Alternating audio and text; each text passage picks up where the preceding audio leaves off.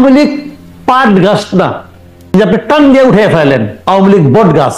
বাংলাদেশের নির্বাচনের কি হবে না হবে সেটা নাকি ভারতের উপর নির্ভর করে। ভারত ক্ষমতায় বসিয়ে দিচ্ছে বা ভারতের কাছে গ্যাস বিক্রি করে দেওয়া হচ্ছে। বিএনপি অভিযোগ করেছে আওয়ামী লীগকে বসিয়েছে ভারত, আওয়ামী লীগ অভিযোগ করেছে এরকম, মানে অনেক কিছু। ভারতের একটা বিরাট সংশ্লিষ্টতা আমরা সবসময় শুনে আসছি। তাহলে এখন যখন যুক্তরাষ্ট্র এরকম সবকিছু ভারতের উপর একরকম ছেড়ে দিচ্ছে, সেটি কি আমাদের জন্য এটি একটা কেমন বার্তা? শুনেন, ভারত আগে তো করেছে। শুনেন, আমাদের পাশে একটা বড় প্রতিবেশী না, সে তো একটা বড় প্রতিবেশী।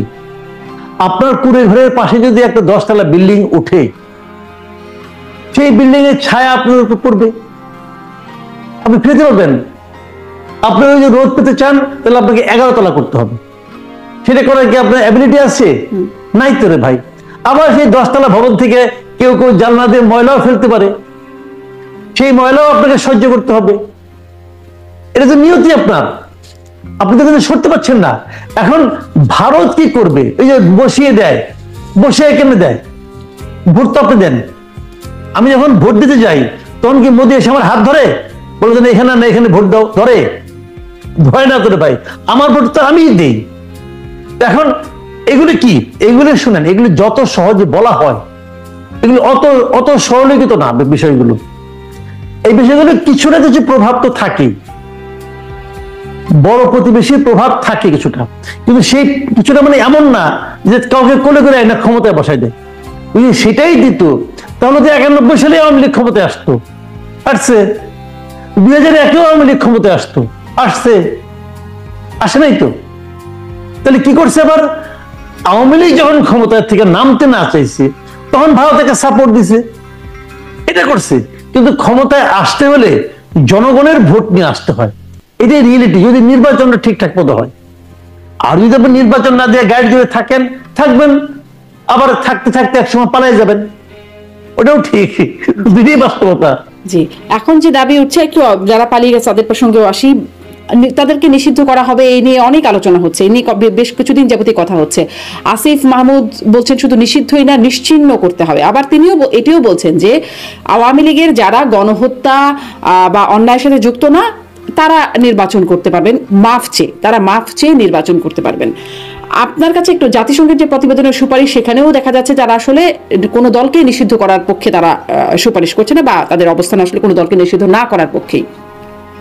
এই আলোচনাটা কি শুধু কথায় কথায় চলবে, নাকি আসলে এটার কোনো বাস্তবতা আছে? এটি কোন দিকে যাবে আওয়ামী লীগকে নিষিদ্ধ করার যে আলোচনা?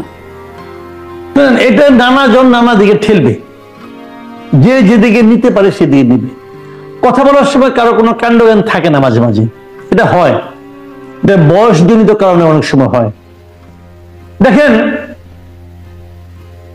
আসিফ মাহমুদ বলেছে যারা অন্যায় করেনি, কোনো অপরাধ করেনি, তারা নির্বাচন করতে পারবে মাপছে। আমি অন্যায় করিনি, আমি মাপ চাবো কোনো?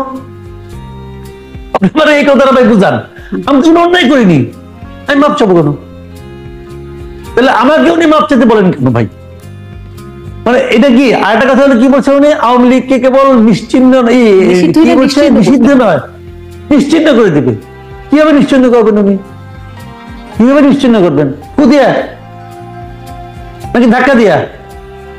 আমি বলি, আমি আগেও বহুবার বলেছি, এখন আবারও বলি, আওয়ামী লীগ একটা বড় দল, অনেক বড় দল। কত বড় দল আমি বুঝাই আপনাকে, একটা ছোট্ট উদাহরণ দিয়ে বুঝাই। আমি বাংলাদেশের ইতিহাসে 4টা নির্বাচনকে ভালো নির্বাচন বলি: 91, 96, 2001 এবং 2008। এই 4টা নির্বাচনকে আমি ভালো নির্বাচন বলি, আর বাকিগুলি আমি নির্বাচনই বলি না। আগেও না, জিয়া নির্বাচন, এরশাদের নির্বাচন, কোনগুলি, এবং বঙ্গবন্ধু নির্বাচন যেটা করছিল ওইটাও না, 72, ওগুলো আমি কোনো নির্বাচনই মনে করি না। এই 4টা নির্বাচনকে আমি ভালো নির্বাচন বলি। এই 4টা নির্বাচনের মধ্যে আওয়ামী লীগ সবচেয়ে খারাপ করেছে 2001 সালে। সেই নির্বাচনে তারা 300 আসনের মধ্যে মাত্র 62টা আসন পেয়েছিল। ভোট পেয়েছিল কত জানেন? ভোট পেয়েছিল 2,23,65,000। আরো কিছু আছে ভাঙাচোরা, ওটা মনে নাই। ওই নির্বাচনে বিএনপি ভোট পেয়েছিল কত? 28 লক্ষ সামথিং। আওয়ামী লীগের চেয়ে মাত্র 5 লাখ ভোট বেশি পেয়েছিল বিএনপি। সেটা বিএনপি একা না, বিএনপি জোট সহ আর কি বিএনপি। তাহলে এই 5 লাখ ভোটের ব্যবধানে তারা পেয়ে গেছে হলো 192টা আসন। এটা হয়, এই নির্বাচনের সিস্টেমটা এমন হয়। আচ্ছা, আমি বিএনপি নিয়ে আলোচনা করছি না, আমি আওয়ামী লীগ নিয়ে আলোচনা করছি। আওয়ামী লীগ, এটা হলো আওয়ামী লীগের সবচেয়ে খারাপ। মানে আওয়ামী লীগ যখন খুব খারাপ করে তখনও 2.25 কোটি ভোট পায়, মাথায় রাখেন কিন্তু। আচ্ছা, ধরলাম এই 15 বছরের দুঃশাসনে আওয়ামী লীগ আরো খারাপ করছে, মানুষ আওয়ামী লীগকে আরো বেশি ঘৃণা করে। ধরলাম এখান থেকে আপনি 50% বাদ দেন, 50%, তাও তো ভাই 1 কোটি লোক থাকে। 1 কোটি লোককে আপনি ফু দিয়ে উড়াই দিবেন? আসিফ মাহমুদ, সজীব ভুইয়া, ওনার ফুয়ের এত শক্তি, উনি আওয়ামী লীগে ফু দিয়ে 1 কোটি লোককে ফু দিয়ে উড়াই দিবেন? ভাই, আমি আগেও বলেছি, এখনো বলি, আওয়ামী লীগ পাট গাছ না যে আপনি টান দিয়ে উঠে ফেলেন। আওয়ামী লীগ বট গাছ। আওয়ামী লীগকে টান দিয়ে উঠানো যায় না। এটা একটা এত পুরনো একটা দল, 3 পুরুষের দল আওয়ামী লীগ। দাদা আওয়ামী লীগ করতো ভাই, বাবা আওয়ামী লীগ করে, ছেলে আওয়ামী লীগ করে, তার যে সন্তান এখনো হয় নাই, হবে, সেও ছাত্রলীগের নাম লেখায় রাখছে। এটা হলো আওয়ামী লীগ।